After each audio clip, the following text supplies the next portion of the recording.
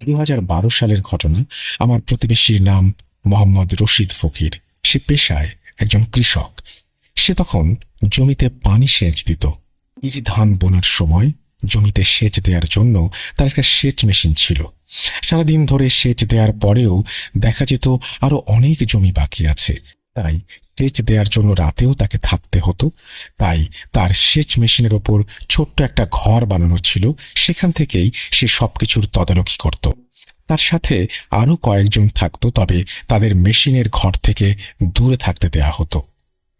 রাতে তাদের সবাইকে একাই থাকতে হতো। একদিন রাতে সে আর তার ছোট ভাই ঘরের ভেতর শুয়েছিল। হঠাৎ করে গভীর রাতে ঢোলের আওয়াজে তার ঘুম ভেঙে যায়। সে আওয়াজের উৎস খোঁজার জন্য বাইরে বেরিয়ে যায়। বেরিয়ে এসে সে দেখতে পায় 15 থেকে 20 জন লোক একটা পালকি নিয়ে যাচ্ছে। এটা দেখে তার একটু সন্দেহ হয় যে এত রাতে কার বিয়ে, কোথায় যাচ্ছে। কিন্তু তার পান খাবার অভ্যেস ছিল, তাই সে মনে মনে একটু খুশি হলো। যদি তাদের কাছে পান চাওয়া যায়। রশিদ চাচা তাদের কাছে যায় আর জানতে চায় তাদের কাছে কি পান পাওয়া যাবে। সেই লোকগুলো তাকে পান দিতে সম্মতি জানায় আর তাকে একটা পান দেয়। তাদের দেখে রশিদ চাচার একটু কৌতূহল জাগে। সে মনে মনে ভাবে, এত রাতে এই বিয়ে কোথায় যাচ্ছে। তাই সে লোকগুলোকে জিজ্ঞেস করল, এই বিয়ে কোথায় যাবে? তার উত্তর তারা দেয় এইভাবে, এই বিয়ে যাবে আধার কোটা বট গাছে। বলে রাখা দরকার যে আধার কোটা একটা জায়গার নাম, আর বট গাছটি হল পুরনো একটি বট গাছ, যেটি অনেক হন্টেড এবং যেটিকে ঘিরে অনেক হন্টেড কাহিনী রয়েছে। তখন সে একটু ভয় পায়, যদিও সে তাদেরকে কিছুই বুঝতে দেয় না। সে তাদেরকে বিদায় দিয়ে চলে আসে, কিন্তু তার ঘুম আর আসছিল না। তাই সে আবারও জমিতে পানি যাচ্ছে কিনা তা দেখতে বের হয়ে আসে। সবকিছু দেখে সে পেছনে ঘোরে। তখন সে দেখতে পায় অনেক দূরে 4টা আলো। সে ভাবে হয়তো অন্য কোনো সেচ মেশিনের ঘর, কিন্তু একটু পরে সে খেয়াল করে আলোগুলো যেন তার দিকে এগিয়ে আসছে। তাই সে তাদের দিকে তার কাছে থাকা টর্চ লাইট দিয়ে আলো ফেলে, কিন্তু কোনো লোকজন দেখতে পায় না। এবার সে ভালোভাবে দেখতে পায় আলোগুলো একটা লাল, একটা নীল, একটা সাদা আর একটা সবুজ, যেন ঘুরতে ঘুরতে তার দিকে এগিয়ে আসছে। এবার সে বেশ ভয় পায়, তাই তার বন্ধুদের ডাকতে থাকে, কিন্তু কেউ যেন তার ডাকে জবাব দিল না। ভয় পেয়ে সে বাড়ির দিকে পালাতে শুরু করে। মাঝপথে এসে সে পেছনে তাকায়, তাতে সে আবারও ভয় পেয়ে যায়। সে দেখতে পায় আলোগুলো যেন তার দিক থেকে 10-12 হাত পেছনে। এইবার সে আল্লাহু আকবার বলে শরীরের সবটুকু শক্তি দিয়ে দৌড় দেয়। টর্চ লাইটটি কোথায় যেন পড়ে যায়, সে জানে না। এরপর সে কিছুতে হোঁচট খেয়ে পড়ে যায়, আর তারপর থেকে তার কিছু মনে নেই। পরদিন তিনি নিজেকে আবিষ্কার করেন তার বাড়িতে। তার জ্ঞান ফিরে এলে সে সবকিছু সবাইকে খুলে বলে। তারপর তার মনে পড়ে যায় পানের কথা। সে সবার সামনে সে পান খুলে অবাক হয়ে যায়। সবাই দেখতে পায় পানের ভেতরে আছে বট গাছের পাতা আর ইঁদুরের খোঁড়া মাটি। তারা একজন হুজুরের সাথে কথা বলেন। হুজুর তাকে পানি পড়া দেন এবং ঝাড়ফুঁক করেন, আর তাকে রাতে একা থাকতে বারণ করেন। তার পরের কিছুদিন সে মেশিন ঘরে আর যায় না, কিন্তু গরিব মানুষ, পেট চালাতে হবে তো। কিছুদিন পরে সে আবারও জমিতে সেচ দিতে যায়, কিন্তু সেদিন সে একা ছিল না। তার সাথে ছিল একজন বন্ধু, আর তার নাম আসগর আলী। তারও সেচ মেশিন ছিল। সে ছিল দুরন্ত সাহসী ও বুদ্ধিমান। যেহেতু সে রশিদ চাচার কথা জানত, তাই সে রশিদ চাচার সাথেই থাকে। সেদিন রাত একটু গভীর হলে আনুমানিক 10টা-11টার দিকে তারা দুজনে একসাথে জমি দেখতে বের হয়। রশিদ চাচার ভাগের জমি দেখে তারা আসগর চাচার ভাগের জমি দেখতে যায়। জমি দেখে ফিরে আসার সময় তারা দুজনেই অবাক হয়ে যায়। তারা বুঝতে পারে তারা আর রাস্তা চিনতে পারছে না। সঠিক রাস্তার আশায় তারা এদিক ওদিক ঘুরতে থাকে। একটু পরে তারা খেয়াল করে তাদের সামনে উঁচু টিলার মতো একটা জায়গা। রশিদ চাচা বলে, চল আসগর, ওপরে কি আছে দেখি। কিন্তু আসগর বলে, দাঁড়া, আগেই যাস না, খারাপ কিছু থাকতে পারে। তখন আসগর বসে পড়ে আর বলে, এই কে আছিস সামনে, আয়। এইবার তারা বুঝতে পারে তারা আছে মুলোর মায়ের পুকুরের সামনে। তখন হতবাক হয়ে আসগর চাচা রশিদ চাচাকে বলে, আরে রশিদ, এটা তো মুলুর মায়ের পুকুর না? এই পুকুরটার অবস্থান ক্ষেতের প্রায় মাঝখানে, তাই এই পুকুরের আশেপাশে কোনো বাড়িঘর নেই। রশিদ চাচা বলে, হ্যাঁ, কিন্তু আমরা এখানে কিভাবে এলাম? কারণ তাদের মেশিন ঘর অনেক দূরে। আসগর চাচা গম্ভীর কণ্ঠে বলে, রশিদ ভাই, আজ আমাদের নিস্তার নাই, তাড়াতাড়ি এখান থেকে পালাতে হবে। পেছন ফিরতেই তারা দুজনেই ভয়ে নির্বাক হয়ে যায়। তারা দুজনেই দেখতে পায় একটা মাঝারি আকারের সাদা ধপধপে গরু ঘাস খাচ্ছে। পেছনে তাকাতেই গরুটি তাদের দিকে তাকিয়ে ডাক দেয় আর তাদের দিকে এগিয়ে আসতে থাকে। হঠাৎ করে গরুটির চোখে যেন আগুন জ্বলে ওঠে। তারা এই দৃশ্য দেখে প্রচণ্ড ভয় পায়, চিৎকার করতে চায়, কিন্তু তাদের মুখ দিয়ে কোনো আওয়াজ বের হয় না। তখন ওই গরুটি তাদের পিছনে থাকে। গরুটি কোনো একটা কারণে তাদের কাছে বেশ অস্বাভাবিক লাগে। একটা পর্যায়ে তারা দিকবিদিক জ্ঞান হারিয়ে প্রাণপণে দৌড়াতে শুরু করে। রশিদ চাচা অনুভব করে সেই গরুটি যেন তার পেছন পেছন আসছে। গরুর পায়ের শব্দ যেন স্পষ্ট শোনা যাচ্ছে। সে আর সহ্য করতে পারে না, শরীরের সর্বোচ্চ শক্তি দিয়ে চিৎকার করে তারপরে অজ্ঞান হয়ে পড়ে। পরের দিন সে তাকে আবিষ্কার করে তার বাড়িতে। তার পরিবারের লোকজন তাকে ঘিরে বসে আছে। তার স্ত্রী ও মা কান্না করছে। সে বুঝতে পারে তার শরীরে প্রচণ্ড জ্বর ও অসম্ভব ব্যথা। কি হয়েছিল সবাই জানতে চায়। সে সবাইকে সবকিছু খুলে বলে। তখন আসগর চাচার কথা তার মনে পড়ে। সবার কাছে সে আসগরের কথা জানতে চায়। একজন বলে আসগর তার বাড়িতে আছে, তারও নাকি বেশ জ্বর। আসগর নাকি দৌড়ে গিয়ে তার বাড়ির সামনে এসে চিৎকার করে জ্ঞান হারিয়ে পড়ে যায়। পরে তারা দুজনেই হুজুরের কাছে যায়। হুজুর তাদের দুজনকে দুটি তাবিজ দেন ও পানি পড়া দেন। হুজুরের কাছে এই ঘটনার কারণ জানতে চাইলে তিনি বলেন, তোমরা যে জমিতে থাকো সেখানে একটি জিন চলাচল করে। তোমাদের আনাগোনা তার ভালো লাগে না, তাই প্রথম দিন রশিদকে ভয় দেখায়, আর গতকাল তোমাদের ভয় দেখিয়েছে। তোমরা রাতে ওখানে থেকো না, হয়তো তাহলে ও তোমাদের ছাড়বে না। তারপর থেকে আজ পর্যন্ত তারা রাতে আর ওখানে থাকেনি। দিনে সেচ দিতেন, কিন্তু রাতে কখনো থাকতেন না। তো এই ছিল বাস্তব একটি ঘটনা। ভালো লাগলে পড়ে শোনাবেন। থ্যাংক ইউ ভূত.com। থ্যাংক ইউ আপনাকে আপনার ঘটনা পাঠানোর জন্য। আশা করছি এই ঘটনাটা আপনাদেরও ভালো লেগেছে। গ্রাম নির্ভর ঘটনা আমাদের ভূত.com এর লিসেনাররা সবসময়ই পছন্দ করেন। সেই রকম গ্রাম নির্ভরই একটি ঘটনা এটি। সো আশা করব যে আপনারা সবাই ভালোভাবেই উপভোগ করেছেন আমাদের এই ঘটনাটি। আমরা কথা না বাড়িয়ে চলে যাব আমাদের পরবর্তী ঘটনায়। আমাদের সঙ্গেই থাকুন। আশা করছি প্রথম থেকে শেষ পর্যন্ত উপভোগ করবেন আমাদের আজকের এপিসোডটি। চলুন আমরা পরবর্তী ঘটনায় যাই।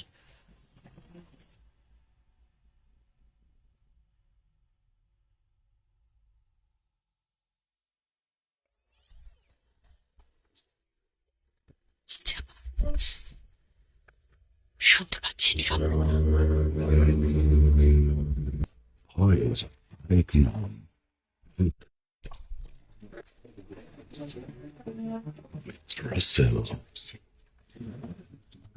Welcome back. আপনাদের সবাইকে স্বাগত জানাচ্ছি। আমি রাসেল। আশা করছি আপনারা সবাই ভালো আছেন, ভালোর দলে আছেন। আমি আলহামদুলিল্লাহ ভালো আছি এবং ভালোর দলে আছি, এবং আপনাদেরকে 241তম এপিসোড শোনার আমন্ত্রণ জানাচ্ছি আরও একবার। পরবর্তী ঘটনায় চলে যাচ্ছি এবং যেভাবে লেখা আছে আমি সেভাবেই শুরু করছি। আশা করছি এই ঘটনাটি আপনাদের ভালো লাগবে।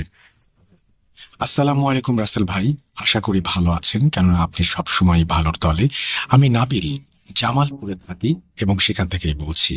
সবসময়ই ভূত.com এর সাথে ছিলাম, শুনে আসছি এবং সামনেও শুনে যাব। তো এতদিন শুধু অন্যের ঘটনা শুনে এসেছি এবং ভয় পেয়েছি। তবে আজ একটি ঘটনা আপনাদের সাথে শেয়ার করতে চাচ্ছি। জানি না গুছিয়ে লিখতে পারবো কিনা, কারণ কোনোদিন আপনাকে ঘটনা লিখে পাঠানো হয়নি। তবে যথাসাধ্য চেষ্টা করব গুছিয়ে লেখার জন্য। আশা করি আপনাদের সবার ভালো লাগবে। তো কথা না বাড়িয়ে সরাসরি ঘটনায় চলে যাই। আমি ছোটবেলা থেকে জামালপুরে বড় হয়েছি, আর আমি ও আমার বন্ধু আশির প্রকৃতি খুবই ভালোবাসি। সেই জায়গা থেকেই প্রতিনিয়ত আমরা শহরের সব জায়গা ঘুরে বেড়াই প্রকৃতির খোঁজে। আর একদিন এমনই ঘুরতে ঘুরতে আমরা একটি জায়গার সন্ধান পেয়ে যাই, দিঘির পাড়। জায়গাটা একদম প্রকৃতিতে ভরা, বলতে গেলে চারিদিকে সবুজ গাছগাছালিতে ভরা, যা একদমই আমাদের মনের মতো ছিল। এই জন্যই এই জায়গাটা আমাদের বেশ ভালো লাগে। আর প্রায় সময়ই বিকাল করে আমি আর আমার বন্ধু আশির দিঘির পাড়ে বসে থাকতাম আর জমিয়ে আড্ডা দিতাম। তবে কোনোদিনও এত বড় একটা দিঘি থাকা সত্ত্বেও সেখানে কোনো লোকজনের আনাগোনা দেখতে পেতাম না। তাছাড়া সেখানে মাছ চাষও করা হয়। দিঘিটি দেখে আমাদের কাছে তাই মনে হলো। তাই বেশ কিছুদিন যাওয়ার পর আমাদের মনে সন্দেহ হয় যে এত সুন্দর একটা জায়গা, এখানে কোনো মানুষ নেই কেন, বা আসে না কেন কেউ। মনে মনে ভাবি, এত বড় একটা দিঘি, এখানে এত মাছ চাষ করে, তবুও কেন কোনো পাহারা দেওয়ার লোক নেই। আর এই থেকেই এই জায়গা সম্পর্কে আরো জানার আগ্রহ হয়। আর এই থেকেই বন্ধুকে বলি, চল পাশের গ্রামের মানুষের সাথে কথা বলে দেখি কি হয়। তো সেই দিঘিটি যেহেতু জঙ্গলের মাঝেই ছিল, তো জঙ্গলের ভেতর দিয়ে যাওয়া যায় একটি কাছের গ্রামে। আমরা সেখানে যাই আর ভাগ্যক্রমে এক বয়স্ক চাচাকে পেয়ে যাই। দিঘিটা সম্পর্কে জানতে চাই। তারপর যা শুনি তা শুনে আমাদের গায়ের লোম দাঁড়িয়ে যায়। দিঘির পাড়ের জায়গাটির বর্ণনা একটু দিয়ে রাখি। দিঘিটা আমার বাসা থেকে 5-7 কিলোমিটার দূরে। বিশাল একটি দিঘি।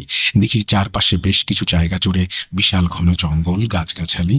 আর এই দিঘির পাড়ের ঘন জঙ্গল দিয়ে খুব কাছের একটা গ্রামে যাওয়া যায়, যেখানে আমরা গিয়েছিলাম ঘটনাটি শুনতে।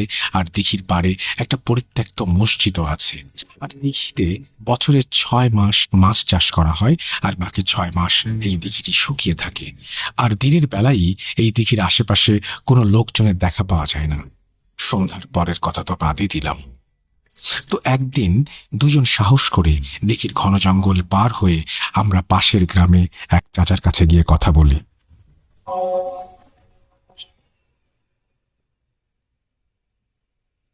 আসসালামু আলাইকুম চাচা। চাচা হাসি মুখে সালাম নেয়। আমরাও হাসি মুখে চাচাকে জিজ্ঞেস করি, বাড়ি কোথায়? চাচা হাসি দিয়ে বলল, এই যে এই গ্রামেই বাবাজি। চাচা, কিছু কথা ছিল, কিছু যদি সময় দিতেন আমাদের। বলো বাবাজিরা। চাচা, জঙ্গল পার হয়ে ওই দিঘির পাড়ে যান আপনি? অনেক সুন্দর না দিঘিটা? ওই দিঘি সম্পর্কে কথা বলতে চাই আর কি। এই কথা শোনার পর চাচার হাসি মুখটা কেমন যেন ফ্যাকাশে হয়ে গেল। আমি বললাম, কি হলো চাচা? চাচা উত্তরে বলল, ওই দিঘির ব্যাপারে কিছু কইতে পারবো না, আর ওই দিঘির পারে তোমরা যাও না, বিপদ হইতে পারে। এটা শোনার পর আমাদের সন্দেহ বেড়ে গেল। তার সাথে কথা বলার আগ্রহটাও আমাদের বাড়তে থাকলো। চাচা নিষেধের পরেও চাচাকে অনেক জোরাজুরি করি। চাচা সেই দিঘির সম্পর্কে বলতে খুবই অনীহা প্রকাশ করেন। তবে শেষমেশ অনেক জোরাজুরির পর চাচা বলতে রাজি হলেন। চাচা বলছেন, ঘটনাটা আজ থেকে 23 থেকে 25 বছর আগের। এই দিঘিটা আগে অনেক সুন্দর ছিল, অনেক মানুষেরও আনাগোনা ছিল। কিন্তু আমার বন্ধু জালালের সাথে একটা ঘটনা ঘটার পরে ওই দিনের পর থেকে আর কেউ ওই দিঘির পাড়ে যায় না, গেলেও খুব কম, শুধু মাছের খাবারটা দেওয়ার জন্য যায় আর কি। আজ থেকে প্রায় 23 থেকে 25 বছর আগে জালাল নামে এক ছেলে, যে আমারই বন্ধু ছিল, এই দিঘিতে কাজ করত। তার সাথে আর একটা ছেলে কাজ করত, তার নাম হাবিব, তারই ছোট ভাই। জালাল যে দিঘিতে কাজ করত সেটা আমাদের গ্রাম থেকে একটু দূরে। সেই দিঘিতে রাতের বেলা তো দূরের কথা, মানুষ দিনেও যেতে চাইত না, কেননা জায়গাটায় যেতে হলে অনেকটা জঙ্গল পার হতে হয়। আর তাছাড়া জঙ্গলের মধ্যে হওয়ার কারণে সবাই ভয় পেত। জালাল তবুও ওই দিঘি পাহারা দেবার কাজ করত, কারণ ওই দিঘিতে তখন মাছ চাষ করা হতো। তাছাড়া সে অন্য পুকুর পাহারা দেবার জন্য যে টাকা পেত, তার চেয়ে ওইটাই অনেক বেশি টাকা পেত, কারণ এখানে কাজ করতে সবাই ভয় পায়। তো জালালের কাজ শুরু করার কিছুদিন পর থেকে দেখতো প্রতিদিন পুকুরের পাড়ে টাটকা অনেক মাছের কাটা লেজ, আঁশ এগুলো পড়ে থাকতে। এগুলো দেখে সে খুব একটা আমলে নেয়নি, কেননা সে ভেবেছিল হয়তো সাপের কাজ, কারণ অনেক সাপ আছে মাছ খায়। আর তাছাড়া ভৌতিক কোনো বিষয় নিয়ে তার কোনো ভয় ছিল না, কখনো ভূতের মুখে পড়েনি তো, সেই জন্য আর কি। তো একদিন জালাল পুকুর পাড়ে যাওয়ার জন্য তার বাড়ি থেকে রওনা হয়েছে। তার সাথে কাজ করা সেই ছেলেটা সেদিন সকালেই জানিয়েছে আজকে সে যেতে পারবে না। তাই জালাল বিকালের শেষ দিকে একাই যেতে লাগলো। কিছু দূর যাওয়ার পর সেই জঙ্গলের ভিতরে ঢুকে গেল জালাল। হঠাৎ করে জঙ্গল থেকে একটা কান্নার আওয়াজ শুনতে পেল সে। জালাল ভালো করে লক্ষ্য করল কান্নাটা একটা মহিলার। জালাল ভাবতে লাগলো, এই সন্ধ্যায় মহিলার কান্নার আওয়াজ। পরে জালাল যেদিক থেকে কান্নার আওয়াজ শোনা যাচ্ছিল সেই দিকে গেল, কিন্তু জালাল ওখানে গিয়ে কাউকে পেল না। সে এই বিষয় নিয়ে আর না ভেবে দিঘির দিকে এগোতে লাগলো। হঠাৎ আবার সেই কান্নার শব্দটা। জালাল সেখানে কান্না দিয়ে এগোতে লাগলো আর মনে মনে নিজেকে হাজারো প্রশ্ন করতে লাগলো। তো জালাল যেদিক দিয়ে যাচ্ছিল শব্দটা সেখানে সেদিক দিয়েই আসতে লাগলো। তখনই জালালের মনে ভয় ঢুকে গেল, আর তখনই তাড়াহুড়ো করে ওই জায়গা থেকে দ্রুত গতিতে যেতে লাগলো দিঘির উদ্দেশ্যে। আবার সেই কান্নার আওয়াজ তার পেছন থেকে আসছিল, অনেকটা জোরেই এবারে। জালাল একটু ভয় পাচ্ছিল, তাই দিঘির পাশে থাকার জন্য যে ছোট্ট ঘরটা তাকে দেয়া হয়েছিল সেখানে ঢুকে পড়ল, আর তার পকেটে থাকা সিগারেট নিয়ে আগুন ধরালো। কেননা সে জানত আগুন থাকলে কোনো খারাপ কিছু মানুষের কোনো ক্ষতি করতে পারে না। অনেকক্ষণ হয়ে গেল জালাল সিগারেট খাচ্ছিল, তখন ভয়টা অনেক কমে গেছে আর কান্নার আওয়াজটাও। তাই প্রতিদিনের মতো পুকুরের চারপাশটা একটু দেখে তার ছোট ঘরে গেল। ততক্ষণে অনেকটা রাত হয়ে যাওয়াতে জালালের অনেক ঘুম পাচ্ছিল, তাই সে ঘুমানোর প্রস্তুতি নিল। সাথে সাথে সেই কান্নার কথাটা মনে পড়ল। ওই মহিলা কেনই বা কাঁদছিল? প্রশ্নটা মনে রেখেই ঘুমিয়ে পড়ল জালাল। রাত প্রায় 1টা কি 2টার মতো হবে। ঠিক তখনই আগের সেই কান্নার আওয়াজ শুনে ঘুম ভেঙে গেল জালালের, আর ভাবতে লাগলো, কান্নাটা এখানেও চলে আসছে। নিশ্চয়ই এটা কোনো ভূত প্রেত বা অন্য কিছু, কিন্তু আমার কাছে কি বা চায়? জালাল ভাবনা থেকে ফিরে ঘরের বাইরে এসে কি হচ্ছে সেটা দেখতে চাইল। আর বাইরে এসে সে যা দেখল তা দেখে জালাল ঠক ঠক করে কাঁপতে লাগলো। সেই কান্নার আওয়াজটা আর কারো নয়, সেটা একটা মহিলার, যাকে দেখতে পুরো মানুষের মতো না। জালালের দেখা সেই অবয়বটি সারা শরীর মানুষের মতো, হাত দুটো মানুষের মতো, আর সাধারণ মানুষের থেকে ছোট, আর হাতের কবজিটা দেখতে অনেকটা মুরগির পায়ের মতো। জালাল ভাবল, এইটা কি? যেটাই হোক না কেন সেই জিনিসটা দিঘির এক কোণে বসে মাথা নিচের দিকে দিয়ে কাঁদছে। হঠাৎ মুখটা উপরের দিকে তুলল, কিন্তু স্পষ্ট কিছু দেখতে পারছিল না জালাল, কেননা ওই অবয়বের মুখটা অনেক কালো, এতই কালো যে দেখতে পেল না জালাল। তার হাত স্পষ্ট ছিল। একটু পর জালালকে অবাক করে দিয়ে অবয়বটি হঠাৎ করে তার নিজের দেহকে প্রসারিত করতে লাগলো এবং আস্তে আস্তে অসম্ভব বড় হয়ে গেল, আর পুকুরের দিকে এগিয়ে যেতে লাগলো এবং সেখান থেকে মাছ ধরে ধরে খেতে শুরু করলো। জালাল এটা দেখে নিজেকে আর শান্ত রাখতে পারল না। সে প্রচন্ড ভয়ে মুখ থেকে শব্দ বের করে ফেলল। সাথে সাথে ভয়ঙ্কর রূপে সেই অবয়বটা জালালের দিকে রাগান্বিতভাবে তাকালো, আর তখনই জালাল আরো জোরে জোরে শব্দ করতে লাগলো আর দৌড় দিয়ে জঙ্গল পার হয়ে নিজের বাড়িতে চলে গেল। ভাবল, তাহলে পুকুরের পাড়ে মাছের অংশগুলো এই জন্য পাওয়া যায়। আর যখনই সে ভাবনা থেকে ফিরে আসে তখনই সেই অবয়বটি তার দিকে হাত বাড়ালো। জালাল প্রচন্ড ভয়ে অজ্ঞান হয়ে গেল। পরদিন জ্ঞান ফেরে সে কিছুটা সুস্থ হয়। তারপর তার সাথে ঘটে যাওয়া ঘটনাটি বাসার সবাইকে সে জানায়, আমাকেও জানায়। আর এটা শুনে বাসার সবাই কাজ ছেড়ে দিতে বললে সে কাজ ছেড়ে দেয় এবং তার কিছুদিন পর জালাল একটানা 3 মাস জ্বরে ভুগে মারা যায়। এতক্ষণ পর্যন্ত যারা ঘটনাটি শুনছিলেন তারা হয়তো ভাবছিলেন যে ঘটনাটি বেশ অবাস্তব রকমের, কিন্তু এর সাথে একটা মানুষের মৃত্যুর সম্পর্ক আছে, একটা মৃত্যু জড়িয়ে গেছে। ঘটনাটা এখানে শেষ হলে পারত, কিন্তু না। চাচার কাছে থেকে ঘটনাটা শুনে আসার পর আমাদের সাথেও কিছু ঘটনা ঘটে, আর সেগুলো কেন ঘটে তার কোনো উত্তর আমরা আজও পাইনি। এই ঘটনা শোনার পর সন্ধ্যা নামার আগে আমাদের বাড়ি ফিরে যাওয়ার উদ্দেশ্যে আমরা রওনা দেই ওই জঙ্গলের মধ্য দিয়ে এই দিঘির পাশ হয়ে, কারণ এছাড়া আর কোনো রাস্তা ছিল না সেখান থেকে বেরিয়ে আসার। তাই আমরা সন্ধ্যা নামার আগেই জঙ্গলের মধ্য দিয়ে বের হয়ে যাই। তখনই আমার চাচার বলা ঘটনা এবং সেই ঘটনার সাথে সম্পর্কিত যে কান্নার আওয়াজ সেটা শুনতে পাই, আমরা দুজনেই মুহূর্তে চমকে উঠি। আমাদের ডানে বামে না তাকিয়ে আমরা সোজা দৌড় দেই, কারণ আমরা বুঝতে পারছিলাম এখানে বিপদ আছে। আর জঙ্গল পেরিয়ে দিঘির পাড় দিয়ে দৌড়ে যখন যাচ্ছিলাম, তখন কান্নার আওয়াজটা আমরা আর শুনিনি।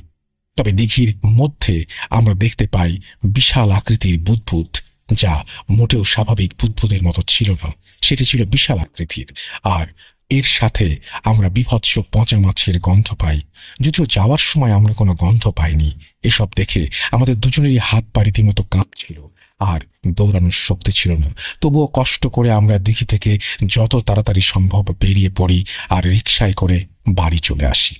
তবে মাছ পচা গন্ধটা রীতিমতো নাকে এসেই যাচ্ছিল, কিছুতেই কমছিল না। এরপর বাসায় গিয়ে স্বাভাবিক হই, তবে ঘটনাগুলো ভুলতে পারিনি। আর সেই রাতেই আমাদের সাথে একটি অলৌকিক ঘটনা ঘটে। আমার বন্ধু আশির আর আমি একই স্বপ্ন দেখি দিঘিটাকে কেন্দ্র করে। স্বপ্নটা ছিল, আশির দেখতে পায় সন্ধ্যা নামার সময় এক মহিলা দিঘির পাড়ে বসে তার দিকে রাগান্বিত দৃষ্টিতে তাকিয়ে আছে, এবং সে দিঘির পাড়ে আসার জন্য তাকে নিষেধ করছে, বলছে, তোর আর দিঘিতে আসবি না, আসলে আর বেঁচে ফিরতে পারবি না। এরপর তার ঘুম ভেঙে যায়। তখন রাত ৩টার মতো। ঘুম ভাঙার পরেই আশির নাকি সেই পচা মাছের গন্ধটা পায়, আর ভয়ে সারা রাত লাইট জ্বালিয়ে বসে থাকে। আর পরদিন আমাকে স্বপ্নের কথা বললে আমি অবাক হয়ে যাই, কারণ একই ঘটনা আমার সাথেও ঘটে একই সময়ে। তবে কিছুদিন পর আমরা আর কেউ ওই স্বপ্ন বা ওই গন্ধ কিছুই দেখি না বা পাই না। আস্তে আস্তে সব আগের মতো স্বাভাবিক হয়ে যায়। তবে এই সবের পর আমরা ওই দিঘির পাড়ে আর যাই। আশা করছি আজকের ঘটনাটি আপনাদের ভালো লাগবে। আর আমাদের চ্যানেলটি থেকে যে কোনো নোটিফিকেশন পেতে আমাদের সাবস্ক্রাইব করুন এবং বেল আইকনটি টিপে দিতে অবশ্যই ভুলবেন না। তাদেরকে আমরা চলে যাচ্ছি আমাদের পরবর্তী ঘটনায়। আশা করছি এই ঘটনাটি আপনাদের ভালো লাগবে। আসসালামু আলাইকুম রাসেল ভাই, আমার নাম মোহাম্মদ খায়রুল বাশার আনন। আমার বাসা বগুড়া জেলার শেরপুর থানায় টাউন কলোনিতে। আমি ছোটবেলা থেকেই আমার নানু বাড়িতেই বড় হই। আমার নানু বাড়ি আমার বাসা থেকে ৬-৭ কিলোমিটার দূরে হবে। তো ঘটনাটি ঘটে আমার নানু বাড়িতেই, আমার সাথে, অ্যাটলিস্ট আমার সাথে। তো মূল ঘটনায় যাওয়া যাক। আমার নানুর বাড়ি ভবানীপুর ইউনিয়নের গোর্তা গ্রামে। আমি মুরব্বীদের মুখে শুনেছিলাম ওই গ্রামে নাকি আগে হিন্দু ধর্মের রাজা প্রজাদের বসবাস ছিল। তো আমার নানুর বাড়ি যে পাড়ায় অবস্থিত, সেই পাড়াটা ছিল সেই রাজাদের মন্দির। সেখানে তারা পুজো করত তাদের দেব দেবতাদের। এখনো যদি ওই পাড়ায় কোনো জায়গায় কোদাল দিয়ে খোঁড়া হয়, তবে সেখানে ভাঙা ভাঙা ইটের টুকরো পাওয়া যায়। এখনো পাশেই একটা শ্মশান আছে। তো প্রথমবার যদি কেউ ওই গ্রামে যায়, অল্পতেই ভয় পেয়ে যাবে। বলা চলে একেবারেই অজপাড়াগা একটি বিদঘুটে গ্রাম।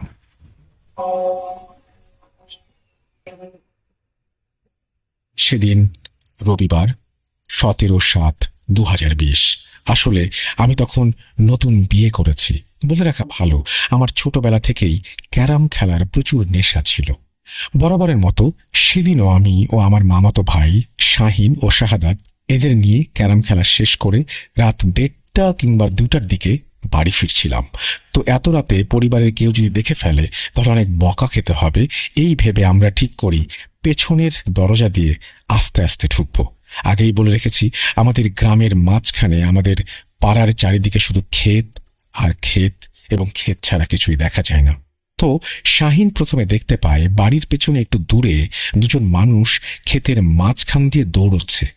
এত রাতে কেন দৌড়াচ্ছে এই বলে আমরা বাসায় না ঢুকে বাইরের দিকে এগিয়ে যাই। হাঁটতে হাঁটতে ক্ষেতের দিকে যাই। কিছুক্ষণ পরে দেখতে পাই দুজন মানুষ হাঁপাতে হাঁপাতে আমাদের সামনে আসে। আর সেই মানুষগুলো আর কেউ নন, আমাদের পাড়া প্রতিবেশীর সরকার মামা আর আরিফ ভাতিজা। তো আমরা জিজ্ঞেস করি, মামা এত রাত্রে কি হয়েছে, ভুঁইয়ের মাঝে দৌড়াচ্ছেন কেন? মামা বলল, আর বাবা বলো না, কিছুদিন ধরে বাড়ির পেছনে বাঁশঝাড়ে দাঁড়ালে কোনো এক মহিলা নুপুর পরে বোরখা পরে রাত 12টার সময় যায়। আর আরিফও দেখেছে ওই মেয়েকে। ওরা ভেবেছিল যে এই মেয়েটি আবার কে, আর ওদের উদ্দেশ্য ছিল ওই মেয়েকে ওরা হাতে নাতে ধরবে। এই বলে সরকার মামা আর আরিফ চলে যায়, আর আমরাও চলে যাই।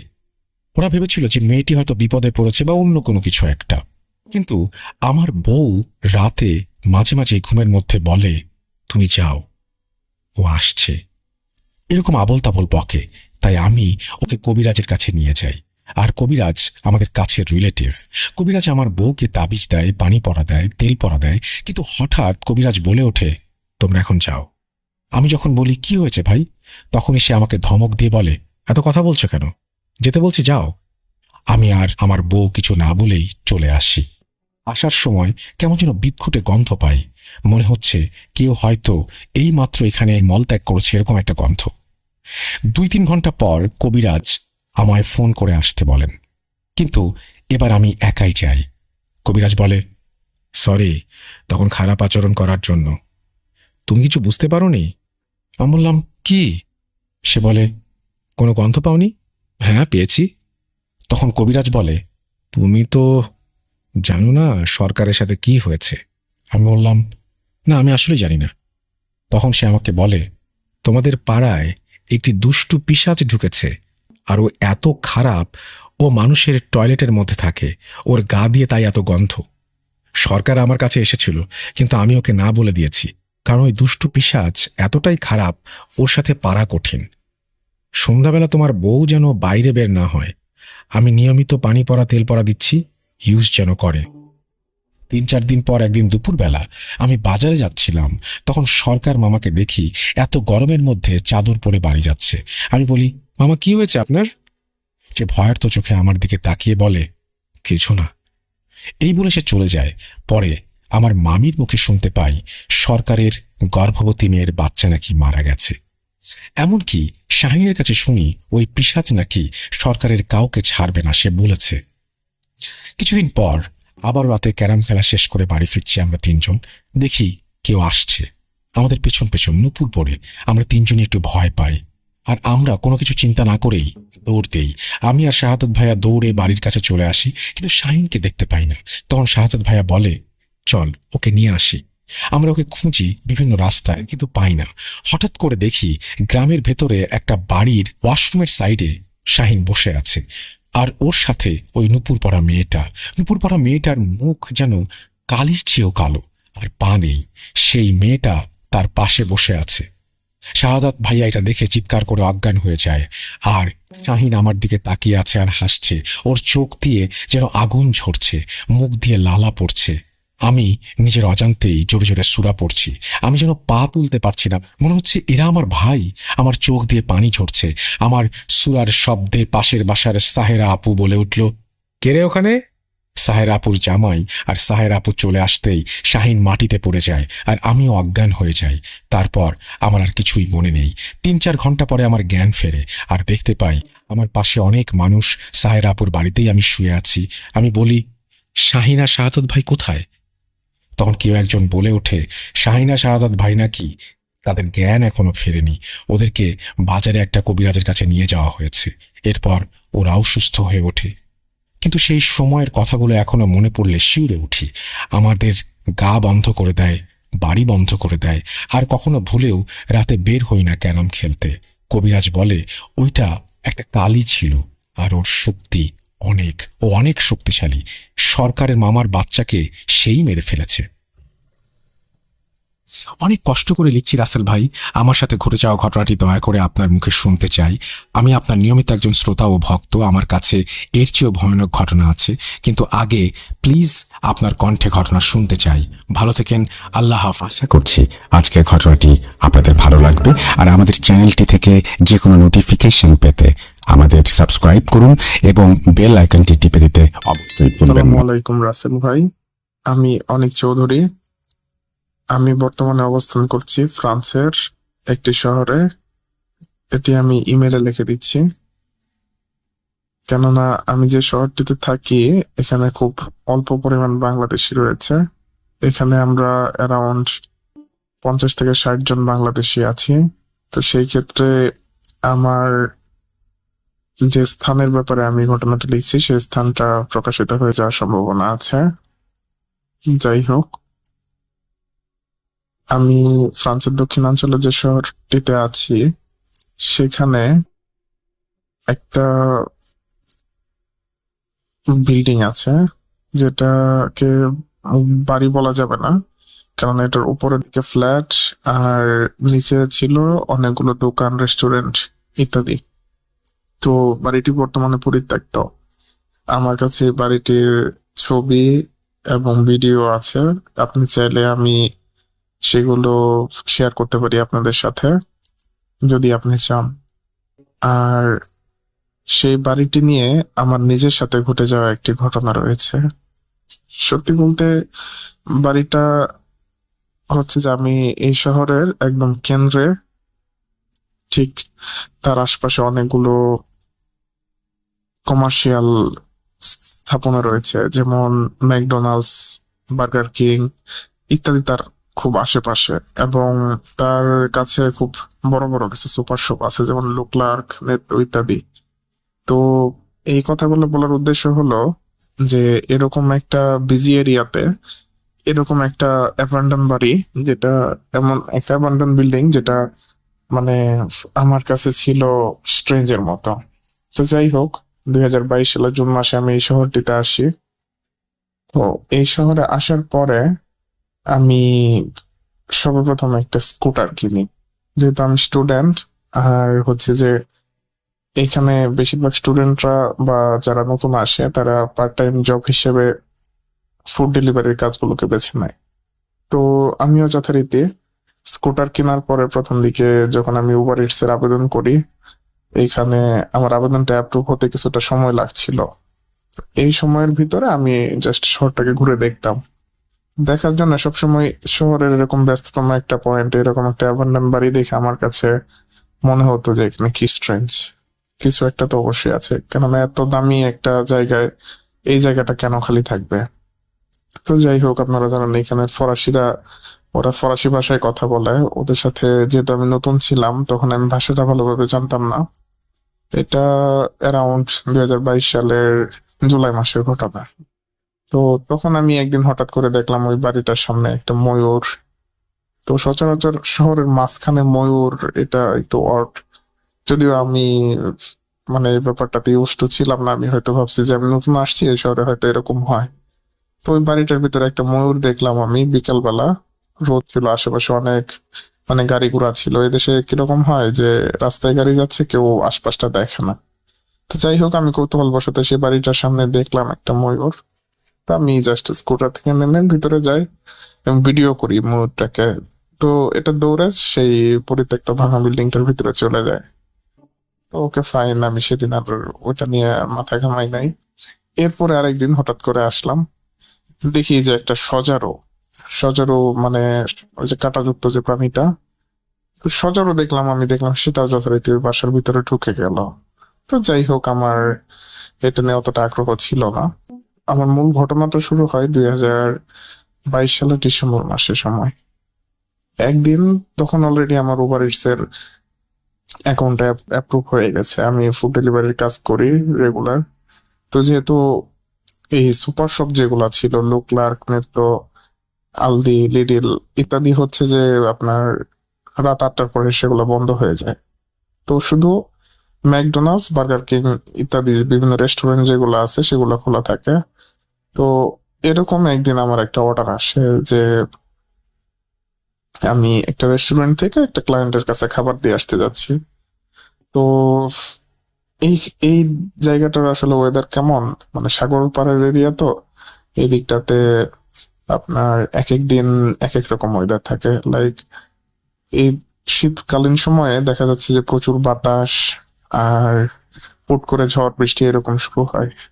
তো ডিসেম্বর মাস, তখন প্রচুর ঠান্ডা, অলমোস্ট -1-2 ডিগ্রি সেলসিয়াসের কাছাকাছি তাপমাত্রা যাচ্ছে। আমি অনেক ঠান্ডার ভিতরে একদম পুরো শীতের কাপড় পরে আছি। এরকম অবস্থায় আমি আসছি, হঠাৎ করে বৃষ্টি শুরু হয়েছে।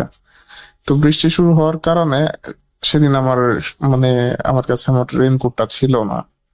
তো আমি যথারীতি বাইক নিয়ে ভাবি একটা নিরাপদ জায়গায় যাব। এর ভিতরে ওই বাড়িটার সামনে এসে আমার বাইকের স্টার্ট অফ হয়ে যায়।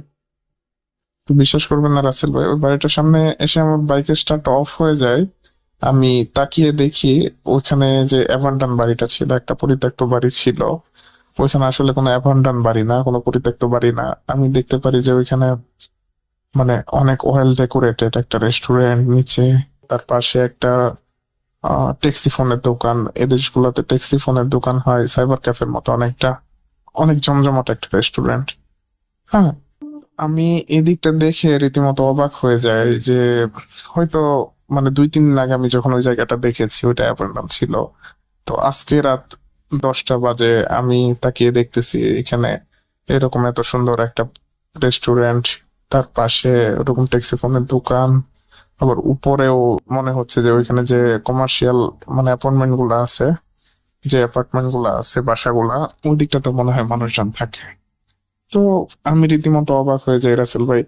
আমি ভাবি যে একটা উন্নত দেশ, এরা হয়তো একদিনের ভিতরে 2 দিনের ভিতরে এরকম একটা রেস্টুরেন্ট বানিয়ে ফেললো এই পরিত্যক্ত বাসাটাকে। এটা আমি মানে আমার মাথায় ধরা নাই, আমি জাস্ট চিন্তা করছি যে হয়তো এটা সম্ভব। হুম। কিন্তু আমি নিজেকে মানে ওই সময় আমার বোঝানোর মতো কিছু ছিল না, যেহেতু আমি দেখতেছি ভিতরে অনেক মানুষ, একটা রেস্টুরেন্ট। হ্যাঁ, অনেক মানুষ বসে খাচ্ছে, তারা ড্রিঙ্কস করতেছিল। তো আমি অ্যাজ ইউজুয়াল, যেহেতু বৃষ্টিও হচ্ছে টিপ টিপ, আমি জাস্ট আমার বাইকটাকে পার্কিং এ রেখে আমি ওইটার ভিতরে যাই। ভিতরে যাওয়ার পরে আমি ওইখানে মানুষ যাদের দেখি, তারা মোটামুটি হচ্ছে কেমন একটু ওল্ড পিপল, লাইক যাদের বয়স 70+, এরকম মানুষ প্রচুর সেখানে। হ্যাঁ, তারা হচ্ছে ড্রিঙ্কস করতেছে, বিভিন্ন খাবার খাচ্ছে। তো আমি জাস্ট তাদের একজনকে মানে সৌজন্যমূলক কথাবার্তা বলে আমি তাদের সাথে মানে ডিসকাস করি আজকে ওয়েদারের ব্যাপারে। তো দেখলাম যে সে কেমন যেন মানে আমার সাথে কথা বলতে অতটা আগ্রহী না। হুম, আমার সাথে কথা বলতে অতটা আগ্রহী না, জাস্ট আমাকে বললো আচ্ছা ঠিক আছে বসেন আপনি, বা এরকম মানে সৌজন্যমূলক কথা। তো এটা বলার পরে আমি ওইখানে বসার পরে আমার জাস্ট হচ্ছে যে সিম্পল একটা, আমার ক্ষুধাও লেগেছিল প্রচুর, আমি ওইখান থেকে সিম্পল একটা খাবার অর্ডার করি। হ্যাঁ, এই ডেজার্ট টাইপের তিরামিসু টাইপ, এটা এটা তিত্তদিয়ান বলে। হ্যাঁ, এটা অর্ডার করি। ওরা কিছুক্ষণ পরে ওই অর্ডারটা তারা মানে কাউন্টারে বলে তৈরি হয়ে গেছে, আমি সেটা নিয়ে জাস্ট খাওয়া দাওয়া করি। তো এটা খাওয়া দাওয়া করার পরে রাসেল ভাই বিশ্বাস করবেন না, আমার আর কিছু মনে নাই। এক্স্যাক্টলি আমি যখন মানে আমার জ্ঞান ফিরে, তখন আমি দেখি যে অলমোস্ট 2 দিন পার হয়ে গেছে। লাইক আমি যেদিন ওইখানে যাই সেদিন ছিল শনিবার, আর আমি যখন মানে আমার ঘুমটা ভাঙে আমি দেখি যে সেদিন হচ্ছে সোমবার, মানে শনিবার রাত রবিবার রাত পার হয়ে গেছে, আমি সোমবার সকালে জাস্ট ওইখানে সজাগ পাই। কিন্তু বিশ্বাস করবেন না রাসেল ভাই, আমি যখন সজাগ পাই আমি দেখি আমি ওই অ্যাবান্ডান বিল্ডিংটার এই 2 তলাতে। হ্যাঁ, সেখানে কোনো রেস্টুরেন্টও নাই, কোনো ঘর বাড়িও নাই, কোনো মানুষ মানে থাকার মতো কোনো পজিশনই নাই এখানে। জানালাগুলা ভেঙে আছে, ইট পড়ে আছে, চারদিকে ছড়িয়ে ছিটিয়ে আছে। তো আমি প্রথমে জাস্ট আমি চিন্তা করতে পারতেছিলাম না আমি কিভাবে এই জায়গাতে আসলাম আর এটা কোথায়। তো আমি যখন নিচে আসি তখন দেখি বাইরে আমার মানে স্কুটারটা যথারীতি পার্কিং এর জায়গায় পার্কিং এ আছে। হ্যাঁ, আমার পার্কিং এ আমার স্কুটারটা আছে, মানে নিচে কোনো রেস্টুরেন্টও নাই, কোনো বিল্ডিংও নাই, একদম মানে ডাইরেক্ট অ্যাবান্ডন একটা জায়গা। তো আমি ওই সময় ভয় পেয়ে যাই, আমি দেখি আমার মোবাইল অফ হয়ে আছে, কোনো মোবাইলে চার্জ নাই। আর মানে আমি উবার ইটসে থাকলে তো অনলাইনে থাকি, তো ওইখানে হয়তো অনলাইনে থাকার কারণে ওই মানে চার্জটা শেষ হয়ে গেছে ডাটা অন থাকার কারণে। আর বের হয়ে আমি যখন ওইখান থেকে আসতেছিলাম বাসাটার দিকে তাকাচ্ছিলাম, আমি জাস্ট নিজের চোখকে বিশ্বাস করতে পারতেছিলাম না, কারণ আমার কাছে তো এটা গত রাতের মতো মনে হয়েছে। হুম, আমার জাস্ট মনে হয়েছে যে আমি এখানে গতকালকে রাতে ঘুমাইছি, এখন আমি বের হয়ে আসতেছি। কিন্তু গতকালকে রাতে তো আমি এখানে ঘুমানোর কথা মনে হয় না, আমার মনে হচ্ছে যে এখানে একটা রেস্টুরেন্ট ছিল, অনেক মানুষজন ছিল যারা একসাথে খাওয়া দাওয়া করছিল, একটা পার্টি হচ্ছিল। হ্যাঁ, তো এই জায়গাটা এরকম আবার হঠাৎ করে অ্যাবান্ডন হয়ে গেল কি করে। যাই হোক, আমার মানে এই মাথার মধ্যে এই প্রশ্নগুলো খেলতেছিল, তো আমি আর কোনো কিছু মিলাইতে পারিনি। আমি ভাবছি যে ওকে ফাইন, এটা হয়তো মানে আমার ভুল, আমি গত রাতে এখানে এসে ঘুমাইছি। তো এরপরে যখন আমি আমার বাসায় আসি, তো ভাই আমার ঘটনাটার মূল চমকটা এই জায়গাতে, আমি বাসায় এসে সেটা যখন আমি ঘড়ি দেখি বা আমার মোবাইলটা অন করি, তখন আমি খেয়াল করি যে এখানে 2 দিন চলে গেছে। হ্যাঁ, 2 দিন চলে গেছে, কিন্তু আমার যে ভার্সিটির ডরমেটরিতে মানে আমার বাসায় যে আমার পাশের রুমমেটটা ছিল, তাকে আমি বলি যে এরকম দেখো, ও একটা চাইনিজ ছেলে, ওর নাম হচ্ছে তাশি। তো আমি ওকে বলি যে তাশি, তুমি কি জানো আমি 2 দিন কোথায় ছিলাম? তো ও বলে কেন, কি হয়েছে? আমি ওকে বলি যে দেখো, আমি এরকম একটা জায়গায় গেছিলাম, ওই জায়গাটা তুমি চেনো? ওই জায়গাতে আমি যাওয়ার পরে দেখি, মানে আমি ওদের সাথে খাওয়া দাওয়া করলাম, ওইখানে একটা রেস্টুরেন্ট ছিল, আমি খাওয়া দাওয়া করলাম, তারপরে আর আমার কোনো কিছু মনে নাই। তো বলতেছে না, তুমি তো এই বাসাতেই ছিলা, লাইক তোমার সাথে আমার গতকালকেও দেখা হইলো, কিচেনে তুমি কি যেন করতেছিলা, আমি তোমার সাথে কথা বললাম, তুমি বললা ওকে ফাইন। তো এটা শোনার পরে মানে আমি জাস্ট হচ্ছে, মানে আমি আর নিতে পারতেছিলাম না যে আমার সাথে কি হচ্ছে এগুলা। আসলে বিশ্বাস করবেন না, লাইক আমি, আমার জাস্ট আমার মেমোরিতে আছে আমি ওই জায়গাতে খাওয়া দাওয়া করেছি, এরপরে আমি ঘুম থেকে উঠেছি, আমার জাস্ট মনে হয়েছে যে আমি হয়তো মানে সর্বোচ্চ হলে একটা রাত আমি ওইখানে ঘুমাইছি। তাও আমি একটা রেস্টুরেন্টে টেবিল চেয়ারে বসেছিলাম, আমার স্পষ্ট মনে আছে। কিন্তু যখন আমি নিজেকে আবিষ্কার করি, আমি 2 তলায় একটা পরিত্যক্ত বিল্ডিং এ ছিলাম। আর ওই সময়টাতে যেহেতু 2 দিন আমি ওই জায়গাতে ছিলাম, আমি যখন ক্যালেন্ডারটা দেখি, হ্যাঁ, তো ওই 2 দিন আমার যথারীতি আমি ওভার ইটসে কাজে যাইনি, আমি ক্লাসে যাইনি। হুম তো আমার এই যে জিনিসগুলো কিন্তু অ্যাবসেন্ট আছে। কিন্তু আমার বাসায় যে আমার রুমমেট ছিল বা আমার পাশের রুমে যে থাকে, ও বলছে ও আমাকে বাসায় দেখেছে। এটা কিভাবে সম্ভব রাসেল ভাই? আমার মানে এটা শোনার পরে আমার কোনোভাবে আর মাথায় ঢুকতেছিল না, এই বিষয়গুলো নিয়ে আমি মানে অনেক বেশি ভেঙে পড়ি। ওদিন আমার একটানা বেশ কয়েকদিন জ্বর ছিল। এরপরে আমি এইখানে যে মসজিদ আছে, একটু মুসলমান কমিউনিটির একটা স্ট্রং মসজিদ আছে, ওই মসজিদের ইমাম সাহেবের সাথে এই ব্যাপারটা নিয়ে ডিসকাস করি যে আমার সাথে এগুলা ঘটেছে, এখন আমি কি করতে পারি। তো উনি আমাকে বললো যে এরকম হয়, পৃথিবীতে অনেক কিছুই আছে যেগুলো আমরা জানি বা আমরা জানি না, কিন্তু তারা আছে। হুম, তো তুমি ওই জায়গাতে ছিলা, কিন্তু তোমার হয়ে অন্য আরেকজন হয়তো এখানে এক্সিস্ট করেছে। যাই হোক, তুমি এগুলা নিয়ে আর মাথা ঘামাও না, তুমি নামাজ পড়ো রেগুলার, সব ঠিক হয়ে যাবে। তো এরপর আমি ওই রুটটাতে অনেকবার গিয়েছি, ওই বাসাটার দিকে তাকিয়েছি, দেখেছি। তবে হ্যাঁ, মাঝে মাঝে দেখতাম কি জানেন, এই জিপসি সম্প্রদায়ের কিছু লোকজন, জিপসি বলতে রোমানিয়ান একটা জাতি আছে, এটা ইউরোপে যারা থাকেন তারা জানেন, যে তাদের সবকিছু থাকার পরে তারা রাস্তাঘাটে থাকে, বন জঙ্গলে থাকে এরকম। হ্যাঁ, পিছনে ব্যাগ নিয়ে রাখে অনেক বড়, আর ছেঁড়া ময়লা জামা কাপড় পরে থাকে তারা। সাধারণত মানে এরা এক জায়গা থেকে আরেক জায়গায় হেঁটে বেড়ায়। তো জিপসি সম্প্রদায়ের আমি অনেক মানুষকে দেখতাম ওইখানে যেতে। তো একদিন এরকম একজনকে আমি জিজ্ঞেস করলাম যে এই তোমরা এই জায়গাটাতে আসো কেন, বা এই জায়গাটাতে কি তোমাদের? তো তখন ওই জিপসি সম্প্রদায়ের লোকটা আমাকে বলল যে এটা কখনোই অ্যাবান্ডন ছিল না। আমরা যেটা জানি তোমরা সেটা জানো না। এই জায়গাটা কখনো অ্যাবান্ডন ছিল না, এটা কখনো অ্যাবান্ডন হবেও না। হুম তোমরা যতই ভাবো এটা খালি হয়ে গেছে, এটা আমাদের জায়গা, এটা আমরা থাকবো সব সময়। হুম তো এরপরে আমি ওর কাছ থেকে যেটা জানলাম যে এখানে একটা সময় এই মানে এই বিল্ডিং এর যে মালিক ছিল, এইখানে একজন ভাড়াটিয়া ছিল যে কালো জাদু প্র্যাকটিস করতো। কিন্তু বিল্ডিং এর মালিক সে ভাড়াটিয়াটির সাথে অনেক খারাপ ব্যবহার করে এবং তাকে মানে অবৈধভাবে এখান থেকে বের করে দেওয়ার চেষ্টা করে, অথবা বের করে দেয়। এর কিছুদিন পরে ওই বিল্ডিং এরই ঠিক 2 তলায় হচ্ছে যে ওই ভাড়াটিয়া যে ছিল, ওকে কিন্তু অলরেডি বাসা থেকে বের করে দেওয়া হয়েছে, কিন্তু সে ওই জায়গাতে সুসাইড করে। লাইক ওই বাসাতে তার ঝুলন্ত লাশ পাওয়া যায়, মানে যে জায়গাটাতে আমি ঘুম থেকে উঠে নিজেকে আবিষ্কার করেছিলাম রাসেল ভাই, ওই ওই ওই বিল্ডিংটাতে সে আত্মহত্যা করেছিল। আর এরপরে থেকে ওইখানে অনেক ধরনের অ্যাবনর্মাল ঘটনাগুলো ঘটতে থাকে। তো ওইখানে সত্যি একটা নিচে একটা রেস্টুরেন্ট ছিল, একটা ট্যাক্সি ফোনের দোকান ছিল, উপরে তলায় ফ্ল্যাট ছিল। কিন্তু ওই জিনিসগুলা এখন আর কেউ এখানে থাকতে পারে না, এই এই ধরনের মানে অ্যাবনর্মাল ঘটনাগুলোর কারণে। এরপরে থেকে ওই বিল্ডিংটা অ্যাবান্ডন আছে। আর ওই বিল্ডিং এর যে মালিক ছিল সে একজন মানে সিঙ্গেল পার্সন ছিল, সিঙ্গেল ওল্ড ম্যান। উনি বিয়ে করে নাই বা ওনার কোনো উত্তরাধিকার ছিল না। তো ওই লোকেরও যে মৃত্যু হয়েছে সেটা নাকি অপমৃত্যু ছিল।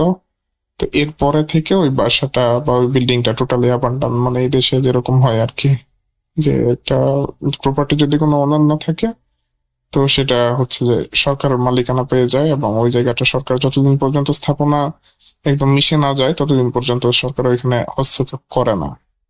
তো ওই জায়গাটা এখন ওইভাবেই আছে। আপনারা চাইলে আমি ছবি ভিডিও এগুলো শেয়ার করতে পারি।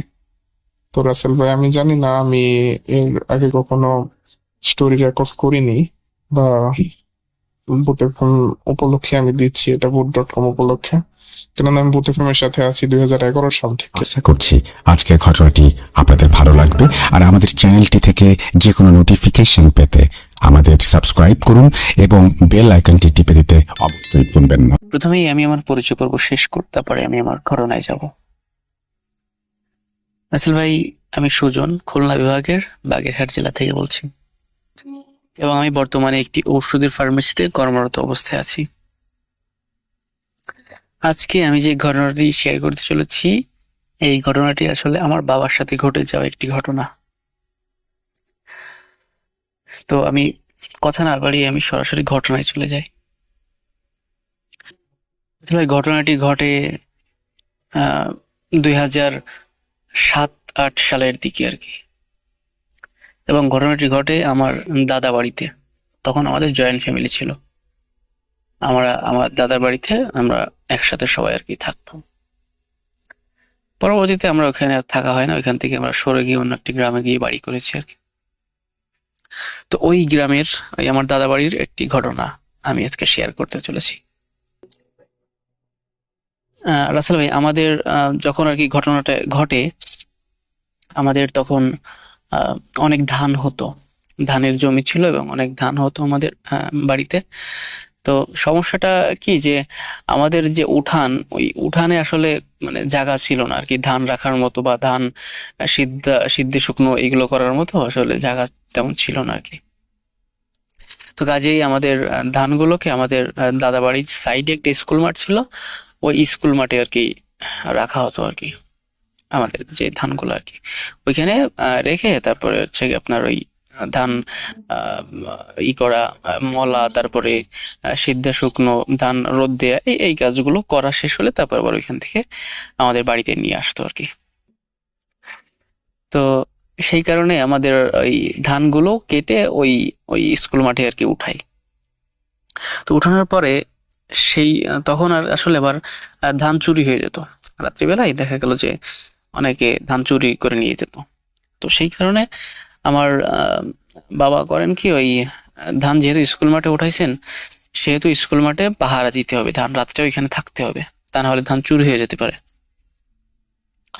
তো সেই কারণে আমার বাবা স্কুল মাঠের একটা কোণে ছোট্ট একটা মাচা তৈরি করে আর কি, উপরে তাঁবু টানিয়ে ছোট্ট করে একটি থাকার জায়গা তৈরি করে, যেখানে থেকে আর কি রাত্রে এখানে থাকবে, পাহারা দিবে আর কি। তো সেই কারণে ওরকম প্রথম দিন ওরকম পাহারা দেয়। প্রথম দিন কোনো সমস্যা হয় না, কোনো রকম কিছু হয় না। দ্বিতীয় দিনও পাহারা দেয়, দ্বিতীয় দিনও তেমন কোনো সমস্যা হয় না। সমস্যাটা হয় তৃতীয় দিন রাত্রে। এরকম প্রতিদিনের মতো ওইরকম রাত্রেবেলায় বা খাওয়া দাওয়া করে আমার বাবা ওইখানে যায় আর কি পাহারা দিতে। পাহারা দিতে যাওয়ার পরে সাথে একটি টর্চ লাইট থাকতো এবং একটি দা ছিল, রামদাও আর কি আমাদের। ওই রামদাটা সাথে নিয়ে যেত আর কি, যেহেতু যদি চুরি টুরি বা কেউ আসে, দাউটার সাথে থাকলে আর কি সাহস পাওয়া যাবে আর কি। তো সেই কারণে দাউটা সাথে রাখতো আর কি। ওরকম শুয়ে আছে রাত্রিবেলায় তাঁবুর ভিতরে, হঠাৎ করে মাঝরাতের দিকে তার মনে হচ্ছে যে মানে তার বাসার আশপাশে কেউ যেন হাঁটাহাঁটি করতেছে, এবং ওই হাঁটাহাঁটির শব্দে আর কি তার আসলে ঘুম ভেঙে যায় আর কি। ঘুম তো তেমন ছিল না, যেহেতু পাহারা দিতে হবে, একটু ঘুমাচ্ছিল আবার সজাগ হচ্ছিল, এরকমটা করতেছিল আর কি। তো ওরকম দেখতেছে যে কারোর হাঁটাহাঁটির শব্দ, মনে হচ্ছে যে কয়েকজন মানুষ হাঁটাহাঁটি করতেছে, এরকম একটা শব্দ হচ্ছে আর কি। তো তখন তিনি মনে ভাবে যে কি ব্যাপার, এখানে কি হাঁটাহাঁটি করে এত রাত্রে, চোর টোর আসলো নাকি আবার।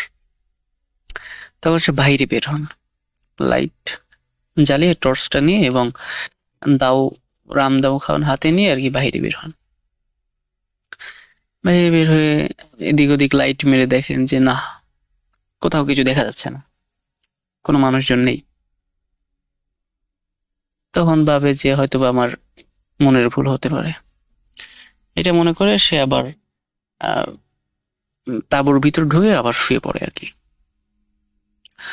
শুয়ে পড়ার কিছুক্ষণ পরে, প্রায় 10-15 মিনিট পরে, উনি আবার লক্ষ্য করেন যে কেউ হাঁটাহাঁটি করতেছে এরকম, এবং ফিসফিস করে কথা বলতেছে, এরকমটা মনে হচ্ছে যে কেউ যেন ফিসফিস করে কিছু একটা বলতেছে, কিন্তু কি বলতেছে এই কথাগুলো আসলে বোঝা যাচ্ছে না।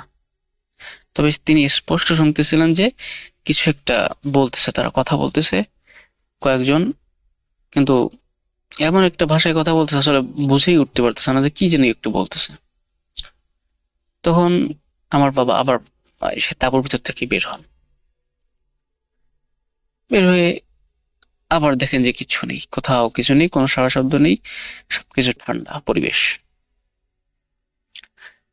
উনি মনে হয় যে ব্যাপার কি, কারা এখানে কথা বললো শুনলাম, এর মধ্যে নেই, এত কেমন জানি মনে হচ্ছে। তারপর তিনি ভালো করে চারি সাইডে লাইট মারলেন, টর্চ মারলেন, এবং ঘুরে ঘুরে দেখলেন যে দেখি আশেপাশে কোথাও কেউ আছে নাকি, বা যদি কোনো মানুষ আসে, চোর যদি আসে, তাহলে তো বের হলে হয়তো দৌড় দেবে, দৌড়ের একটা আওয়াজ তো নাই পাওয়া যাবে যে ওইখান থেকে দৌড়ে চলে যাচ্ছে বা এরকম কোনো কিছু। কিন্তু সে মানে কিছুই বোঝাই যাচ্ছে না আর কি। যাই হোক, তারপরে আবার আমার বাবা তাঁবুর ভিতর ঢুকে উনি আবার শুয়ে পড়েন। শুয়ে পড়ার কিছুক্ষণ পর ওনার মনে হচ্ছে যে বাহিরে, বাসার বাহিরে প্রচন্ড ঝড় শুরু হয়ে গেছে, প্রচন্ড আকারে ঝড় হচ্ছে, মানে মনে হচ্ছে সবকিছু মেসাকার হয়ে যাবে, এরকম একটা ব্যাপার স্যাপার। কিন্তু তার তাঁবুর ভিতরে আবার কোনো রকম কোনো বাতাস নেই। তখন তিনি মনে করেন যে হঠাৎ করে ঝড় নেমে গেল এখন, যাই হোক নামতেই পারে। তিনি মনে করলেন যে সাইডে একটি পলিথিন ছিল, আসলে তিনি মনে করেন যে তাহলে যেহেতু ঝড় শুরু হয়েছে বৃষ্টি হতে পারে, তো তিনি মনে করেন যে এই পলিথিনটা দিয়ে আর কি ধান করে ঢেকে ফেলি, যেহেতু ধানে আহ, যদি বৃষ্টি হয় ধান ভিজে যাবে আর কি। তো উনি যখন বাইরে বের হন, বের হয়ে দেখেন যে কোনো বাতাস, কিচ্ছু না, একদম শুধু শুধু, মানে কোনো, বাইরে যখন বের হন দেখে একদম নিস্তব্ধ, কোনো ঝড় বাতাস কিচ্ছু না। ব্যাপারটা তার কাছে রহস্যজনক মনে হতে লাগে আর কি। তারপরে উনি রীতিমতো আবারও মানে ইসের ভিতরে, তাঁবুর ভিতরে ঢুকে উনি আবার শুয়ে পড়েন। শুয়ে পড়ার একটা পর্যায়ে উনি লক্ষ্য করেন যে এইবার মানে বাতাসটা ওনার মাথার কাছ দিয়ে আসতেছে আর কি। মনে হচ্ছে যে উনি শুয়ে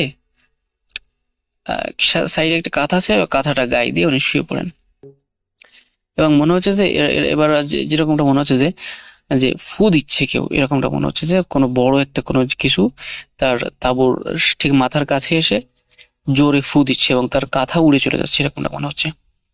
তখন কিন্তু সাইডে যে ঝড়ের বাতাসের কোনো একটি ওরকমটা মনে হচ্ছে না, শুধুমাত্র তার মাথার কাছে এসে কেউ জানি ফু দিচ্ছে আর কি, এরকমটা মনে হচ্ছে যে ফু দিয়ে কাঁথা উড়িয়ে ফেলতেছে। তা উনি তখন আবারও টেনে টেনে উনি কাঁথা গায়ে দেন আর কি, কিন্তু যতই গায়ে দিচ্ছেন না কেন জোরে একটা ফু হচ্ছে এবং ওনার কাঁথা উড়ে চলে যাচ্ছে। তখন আর মনের ভিতর একটু ভয় লাগা শুরু হয়, ভয় লাগা কাজ করে। এবং ভয় পাওয়াটাই স্বাভাবিক, কেননা যে স্কুল মাঠে তিনি ছিলেন, স্কুল মাঠের এক সাইডে ছিল বিরাট বড় একটি বাগান, এবং এক সাইডে ছিল একটি কবরস্থান, এবং ওই কবরস্থানে অনেক আম, আত্মহত্যা করা লাশ ওইখানে দাফন করা ছিল। অনেকে বিষ খাওয়া, তারপরে গলায় রশি পেঁচিয়ে মরা, এরকমটা আর কি ছিল ওইখানে। তো এই ব্যাপারটা এবং তাছাড়া স্কুল মাঠে টুকটাক অনেকে অনেক রকম ভয়ের জিনিস দেখে আর কি। এটা ভেবে ওনার আসলে ভয় লাগা শুরু হয়। তখন যখন ভয় লাগে তখন তিনি করেন কি, যে কাঁথাটা তিনি মানে মুড়ি দিয়ে আর কি শুয়ে পড়েন। কিন্তু রাসেল ভাই কথাটা হচ্ছে যে যতই উনি কাঁথা মুড়ি দিচ্ছেন না কেন, ওইরকম একটা মানে বাতাস আসছে, প্রচন্ড জোরে একটা ফু দিচ্ছে এরকমটা মনে হচ্ছে, এবং রীতিমতো তার কাঁথা উড়ে চলে যাচ্ছে। তো এই ঘটনার পরে ওনার আসলে খুব ভয় লাগতে শুরু করে। উনি মনে করেন যে এখানে থাকা যাবে না। উনি খুব ভয় লাগিয়ে তাঁবুর ভিতর থেকে উনি বাইরে চলে আসেন, দাও হাতে নিয়ে এবং টর্চ হাতে নিয়ে। বাইরে এসে দেখে যে কিছুই নেই, স্বাভাবিক। তখন তিনি বাসার দিকে রওনা দেন, যে এখানে একা থাকা যাবে না। বাসায় চলে আসেন। বাসায় এসে সবাইকে বলেন যে এরকম আমার ওইখানে থাকতে ভয় করতেছে, এই ঘটনা হচ্ছে। আর ধান তো পাহারা দিতেই হবে, তা না হলে তো চুরি হয়ে যেতে পারে। সেটা ভেবে আর কি আমার বাড়িতে আমার ছোট মামা ছিল এবং আমার বড় ভাই, তাদের দুজনকে আর কি সাথে করে নিয়ে যান আর কি। নিয়ে যাওয়ার পরে ওইখানে পাহারা দেন, কিন্তু ওই রাতে আর কোনো সমস্যা হয়নি। রাসেল ভাই তারপরে 10-12 দিন এরকম স্কুল মাঠে ছিলেন, এবং ধান যতদিন না ঘরে উঠছে ততদিন এখানে পাহারা দিয়েছেন। তো কখনো আমার বাবা একা কখনো ওইখানে যাননি, পাহারা একা দেননি। সাথে হয় আমার ভাই ছিল বা আমার মামা বা আমার কাকার, এরকম যাই হোক দু একজনকে সাথে নিয়ে আর কি উনি পাহারা দিতেন। তারপরে আর আসলে কোনো সমস্যা হয়নি। রাসেল ভাই এই ছিল আমার বাবার সাথে ঘটে যাওয়া একটি ঘটনা। যদি ভালো লেগে থাকে তাহলে অবশ্যই ভূত.com এ শ্রোতাদের সাথে শেয়ার করবেন। ভূত.com দীর্ঘজীবী হোক। আপনাদের সকলের সুস্বাস্থ্য কামনা করে, উজ্জ্বল ভবিষ্যৎ কামনা করে আমি সুজন আজকের মতো বিদায় নিচ্ছি। কথা হবে আগামী নতুন কোন এপিসোড। আশা করছি আজকের ঘটনাটি আপনাদের ভালো লাগবে। আর আমাদের চ্যানেলটি থেকে যে কোনো নোটিফিকেশন পেতে আমাদের সাবস্ক্রাইব করুন এবং বেল আইকনটি টিপে দিতে অবশ্যই ভুলবেন না। রাসেল ভাই, আমি এখন যে ঘটনাটি বলবো সেটি একটি আমার বোনের সাথে চলন্তকালীন একটা ঘটনা। আমি আমার পরিচয়টা আগে দিচ্ছি। আমার নাম মোহাম্মদ আউয়াল মিয়া। আমি ওমান থেকে বলতেছি। রাসেল ভাই, আমি আমার ঘটনায় চলে যাই। রাসেল ভাই, আমার বোন 2021 সালে, তখন আমার বাড়িটার একটা বর্ণনা দিয়ে রাখি। আমার বাড়িটা একটা হচ্ছে 3 রুমের একটা বাড়ি, সাথে একটা গরুর খামার, আর সাথে আছে একটি আমাদের ইউজিং করে একটি টয়লেট। ঘর থেকেই আর কি একটু দূরে গ্রাম অঞ্চলে যাওয়া হয় আর কি। তো রাসেল ভাই, আমার বোন যখন টয়লেটে যায় তখন ও দেখে কে যেন সাদা কাপড় পরে দাঁড়িয়ে আছে।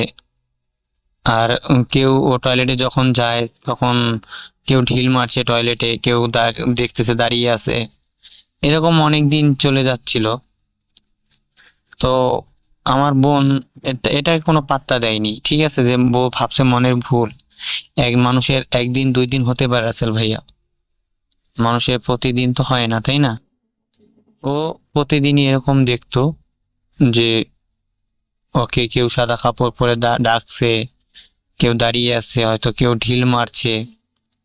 বেশ এরকম কয়েকটা মাস কেটে গেল, 2-3 মাস এরকম কেটে গেল।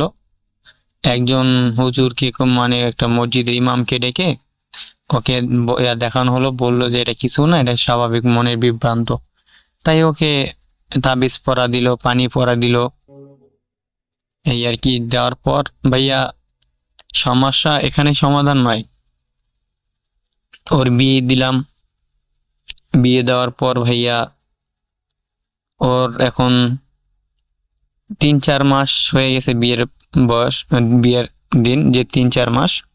3-4 মাসের ভিতর ভাইয়া কোনো রকম কোনো সমস্যাই হয়নি।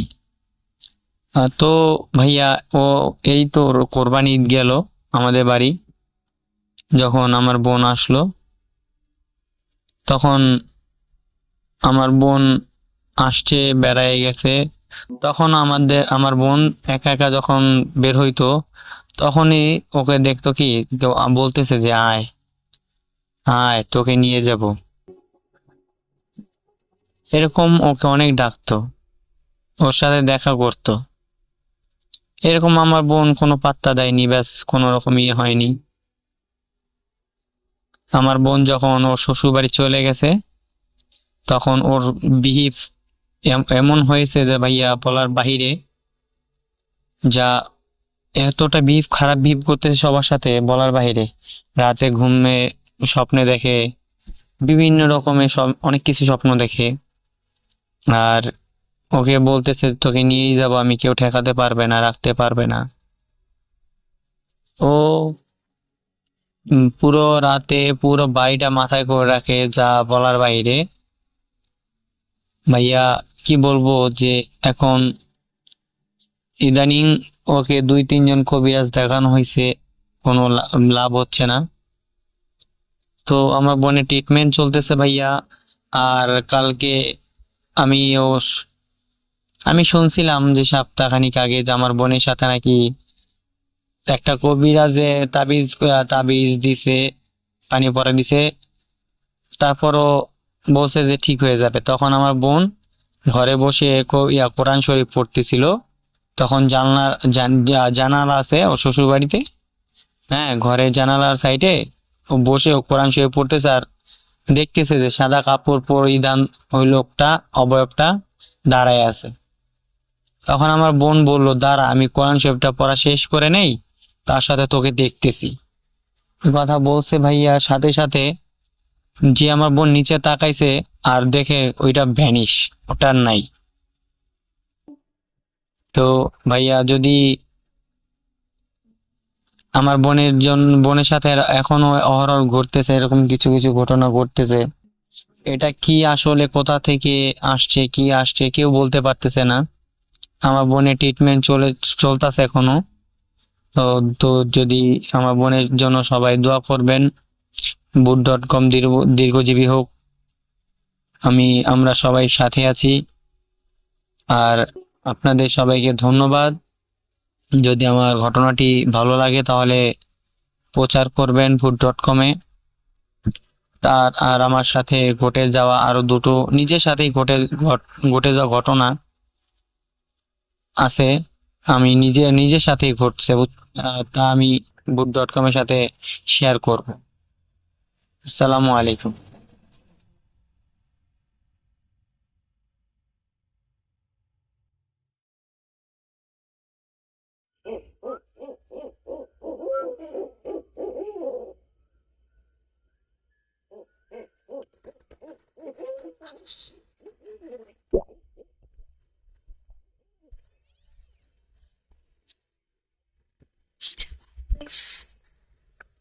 শুনতে পাচ্ছেন সব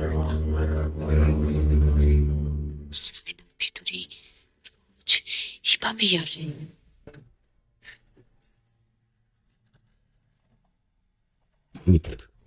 .com Russell. আরো একবার আপনাদের সবাইকে স্বাগত জানাচ্ছি, আমি রাসেল। আশা করছি আপনারা সবাই ভালো আছেন, ভালোর দলে আছেন। আর দেরি না করে, যেহেতু অনেক রাত হয়ে যাচ্ছে, আমি চতুর্থ অডিও ক্লিপে যাব এবং চতুর্থ অডিও ক্লিপটি আশা করছি প্রথম থেকে শেষ পর্যন্ত আপনারা শুনবেন। এখনো পর্যন্ত যারা আমাদের সঙ্গে আছেন, আমাদেরকে শুনছেন, তাদের জন্য অনেক অনেক শুভকামনা, অনেক অনেক ধন্যবাদ। আশা করছি এভাবেই সব সময় আমাদের সাথে থাকবেন। চলুন কথা না বাড়িয়ে আমরা চলে যাই আমাদের চতুর্থ অডিও ক্লিপে। আসসালামু আলাইকুম রাসেল ভাই, আশা করি ভালো আছেন। আল্লাহর রহমতে আমিও অনেক ভালো আছি। তো আজকে চমৎকার একটি ঘটনা নিয়ে হাজির হয়ে গেছি। তো ঘটনাটা হচ্ছে আমার চাচাতো ভাইয়ের সাথে ঘটা। সে আমার বড় ভাই। তো ওর সাথে যখন ঘটনাটা ঘটে তখন আমি সেখানে উপস্থিত ছিলাম। তো ঘটনাটা হচ্ছে 2016 সালের, তখন আমি ক্লাস 5-এ পড়তাম। তো বর্ষার সময় আমি আমার ওই বড় ভাইদের বাসায় বেড়াইতে যাই। তো বড় ভাইয়ের আব্বু আমার চাচা হয়, আমি ওনারে মাইজাব্বা বলে ডাকি।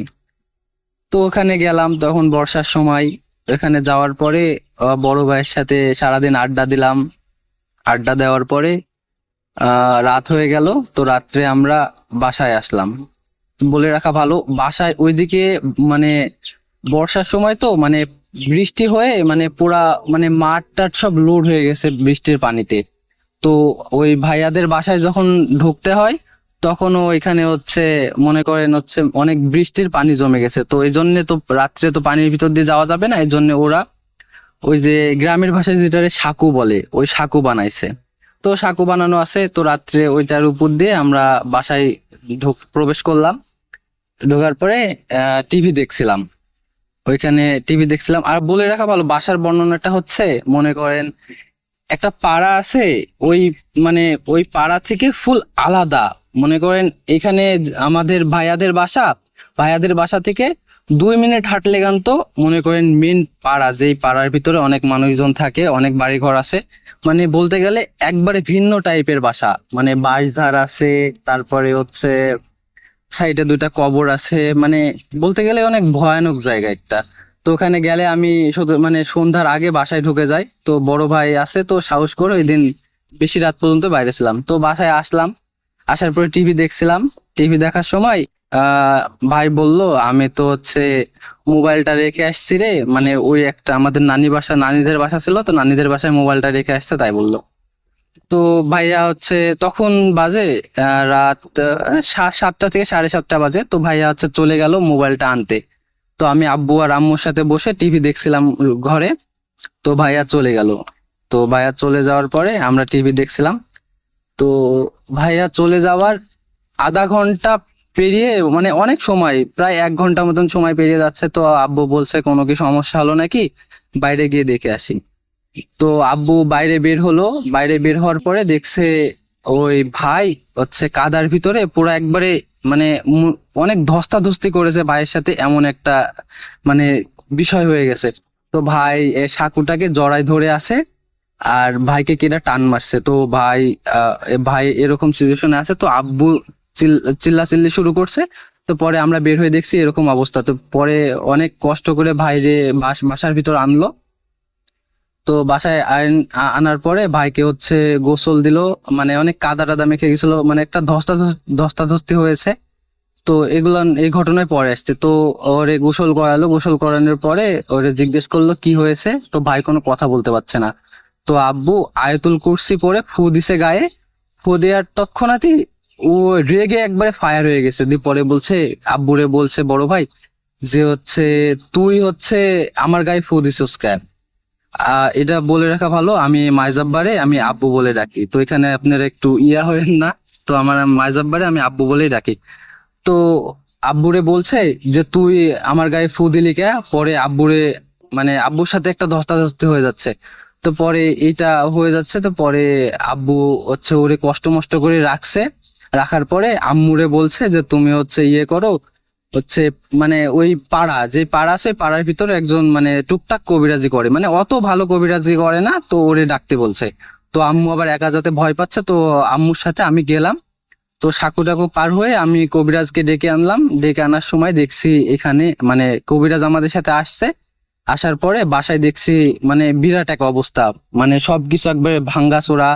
মনে করেন উঠানে স্যাঁতসেঁতে কাদা আছে, ওই কাদার ভিতরে অনেক ধস্তাধস্তি হয়েছে। তারপরে উর্সা থাকে, আমরা যেটা মানে উর্সা বলি, উর্সার ওইখানে মনে করেন বাঁশ আছে, বাঁশ দিয়ে খুঁটি করা আছে। তো ওই খুঁটি ভাঙ্গা দেখছি।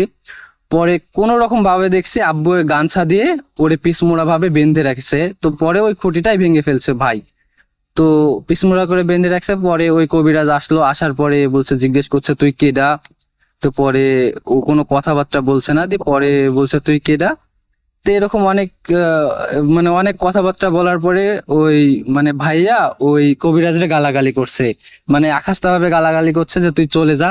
তো পরে ভাই ওই কবিরাজটা বলছে যে হচ্ছে শেষবারের মতন বলছে তুই কেডা বল, না হলে তোকে হচ্ছে আমি বোতল বন্দি করবো। তো তখন হচ্ছে তাও কিছু বলবে না। তো অনেকক্ষণ পরে বলল যে আমি এই হচ্ছে এই বাঁশঝাড়ের এখানে থাকি। তো বর্ষার সময় আসছে, আমি হচ্ছে ওইখানে বসে মাছ খাচ্ছিলাম। কাদার ভিতর বসে মাছ খাচ্ছিলাম, আর ওই হচ্ছে সাঁকুর উপর দিয়ে যাচ্ছিল, তখন আমার দিকে লাইট মারছে, আমি বিরক্ত হয়েছি, এই জন্য আমি ওকে ধরছি, ওকে আমি ছাড়বো না, ওকে আমি মেরে ফেলবো। পরে এই কথা বলার পরে বাঁশ টাস ভেঙে উঠানের উপরে মানে স্যাঁতসেঁতে কাদা আছে, ওই কাদা তুলে ও খাতে লাগছে। আমার বড় ভাই ওই কাদা তুলে খাচ্ছে, তো এই কাদা তুলে একসা খাচ্ছে। তো এই পর্যায়ে কবিরাজ পুরা মানে দেখে অবাক, কারণ ওই কবিরাজ অতটাও মনে করেন ভালো মানে কবিরাজ না, মানে ও জানে টুকটাক মানে বাচ্চা টাচ্চা মানে হলে ফুটো দেয় এরকম কবিরাজ। তো পরে ওটা দেখে ও থমকে গেছে। পরে ওরে হচ্ছে আমার বড় ভাইরে বললো যে ওরে সবাই মিলে ধরে বাঁধে রাখেন, আমার দ্বারা এটা সম্ভব না, আমি পারবো না। তো ওই রাত্রে আমার মামারে ফোন দিল, মামা আবার হচ্ছে সবকিছু জানার পরে একটা বড় কবিরাজ আনলো। তো কবিরাজ আনতে আনতে রাত 2টা বেজে গেছে। তো বড় কবিরাজ যখন বাড়িতে এসে পৌঁছায় তখন রাত 2টা বেজে গেছে।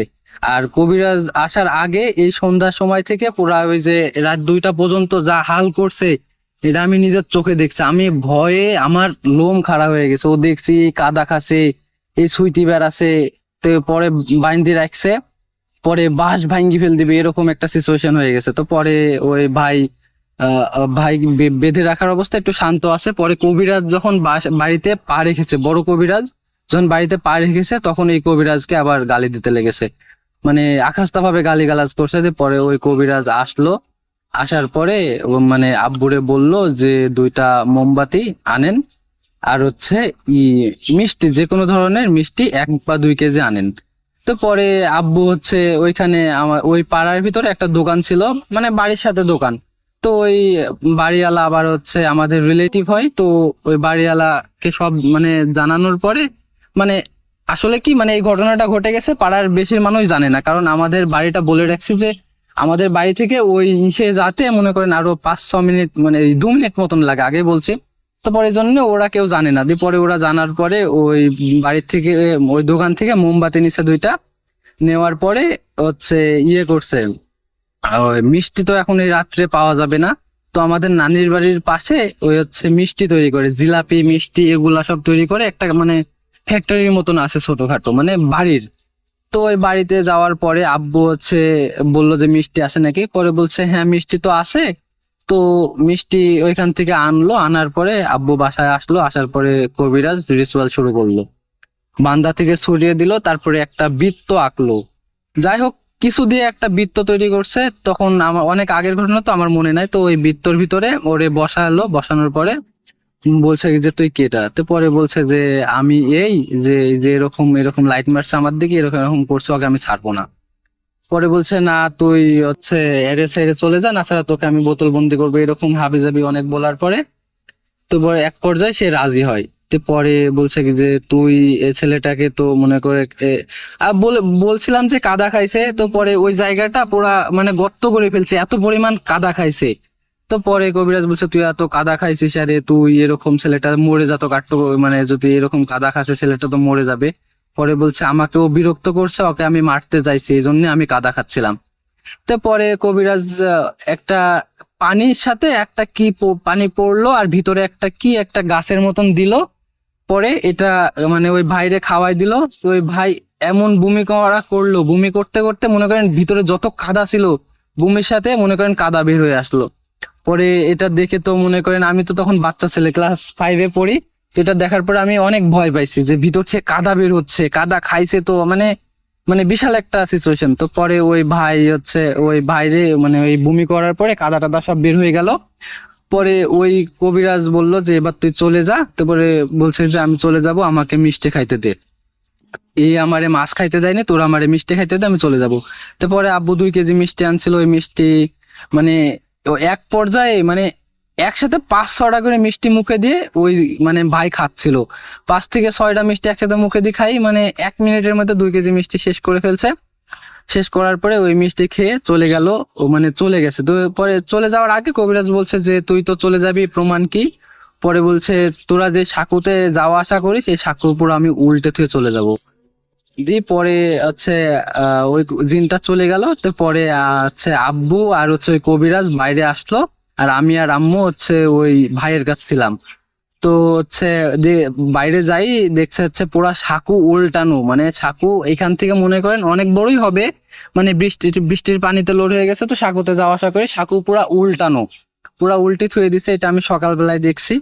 তো পরে ওই ভাইয়ের মনে করেন জ্ঞান ফিরে নাই, পরে একদিন পর জ্ঞান ফিরছে, পরে জিজ্ঞেস করলো আব্বু যে তোর কি হয়েছিল, তুই কোন জায়গায় লাইট মারছিলি? পরে বলছে যে নানিদের বাসায় থেকে আমি মোবাইলটা নিয়ে ফিরছিলাম, তো আমি ফেরার পথে মনে করেন বাটন ফোনে মনে করেন হচ্ছে অত আলো থাকে না, এই জন্য আমি নানির থেকে একটা লাইট আনলাম। তো ওই লাইটটা নিয়ে আমি আসছিলাম, তো সুন্দরভাবে নানিদের বাসা তরিক আমাদের যে পাড়া আছে ওই পাড়াটা আমি পার করলাম। তো পরে আমাদের সাঁকুর উপরে আমি উঠলাম, ওঠার সময় দেখছি নিচে অনেক মাছ খেলছে। তো পরে আমার আবার মাছ ধরার একটু ইচ্ছা আছে, তো এই জন্য আমি লাইট মেরে নিচে মাছ দেখতেছি কোন জায়গায় মাছ আছে না নাই, এসব দেখছি। দেখতে দেখতে একটু দূরে একটা শিমল গাছ আছে, মরা শিমল গাছ, ওই শিমল গাছের গোড়ায় মানে জোরে থপ করছে। তারপরে ভাবলাম যে ওইদিকে বড় মাছ, একটু লাইট মারার পরে আমি যেই দৃশ্য দেখি বাবা, ওই যেটা দেখছি বড় একটা কালো জিনিস মাছ ধরে খাচ্ছে। পরে আমি লাইট মারছি ওইদিকে, মারার পরে আমার আর দেহ কোনো কাজ করছে না। ওইটা দেখার পরে আমি একটু লড়তেও পারছি না, এত পরিমাণ আমি ভয় পেয়ে গেছি। তো পরে যখন লাইট মারছে ওইটা আমার দিকে এক ধেয়ে চলে আসলো, আসার পরে আমাকে মানে ঘাড় ধরে কাদার ভিতরে মানে ঘাড় খুঁষে দিছে। তো এরকম মানে কাদার ভিতরে আমাকে মানে ডুবি ফেল দিবে এরকম সিচুয়েশন। তো আমি মানে শরীরে যত জোর আছে জোরটা খাটিয়ে আমি বাঁচার চেষ্টা করছি। পরে আমি সাঁকুটা জড়িয়ে ধরে আসি, আর আমার পা ধরে ও টানছে, তাই নিয়ে আমার হচ্ছে পানির দিকে, গভীর পানি যেদিকে আছে ওইদিকে নিয়ে যাবে। তো ওই যেদিকে 1 হাঁটু পানি ছিল যেখানে সাঁকু, ওইখানে আমার সাথে এরকম ধস্তাধস্তি হচ্ছে, পরে আমাকে মেরে ফেলবে এরকম একটা পর্যায়ে আপনি চলে আসলেন। আপনি আসার পরে আমাকে এখানে তুললেন, ওই জিনিসটা আমার পা ছেড়ে দিল। পা ছাড়ার পরে মানে কি হলো আমি কিছু বুঝতে পারলাম না। ঘরের ভিতরে আপনি খালি জিজ্ঞেস করলেন যে তোর কি হয়েছে, তখন থেকে আমার আর কিছু মনে নাই। পরে আমি এই যে জ্ঞান ফিরলো, এই অবস্থায় আছি। তো এই ছিল রাসেল ভাই ঘটনা, আশা করি ভালো লাগবে। তো আমার কাছে আরো অনেক ঘটনা আছে, আমার বন্ধু রাকেশের সাথে ঘটে যাওয়া একটি ভয়াবহ ঘটনা। তো এই মানে ওই ঘটনাটা মানে এর থেকেও অনেক ভয়ানক, মানে ওই বন্ধু এখনো মানে ভূত.com শুনেছে। তো ওই বন্ধু সাথে ঘটে যাওয়া ঘটনাটা, এটা যদি সিলেক্ট হয় আমি ইনশাল্লাহ পাঠাবো। আর আরেকটা ঘটনাও আছে, এটা আমার বাবার সাথে ঘটে যাওয়া। আমার মনে করেন আমার আসল পিতা মানে আমার মাইজাব্বা না, আমার মাইজাব্বারে আমি বাবা বলি ছোটকাল থেকে। তো আমার যে মানে পিতা, আমার ওই পিতার সাথে ঘটে যাওয়া একটা ভয়ানক ঘটনা আছে। মানে এত পরিমাণ ভয়ানক ঘটনা যে এখনো আমার বাবা সিআইডি দেখলে মানে ভয় করে। মানে যদি আমরা সিআইডি দেখি বাসায়, তো বাবা এসে বলে যে কি দেখছিস চেঞ্জ কর, এরকম ঘটনা।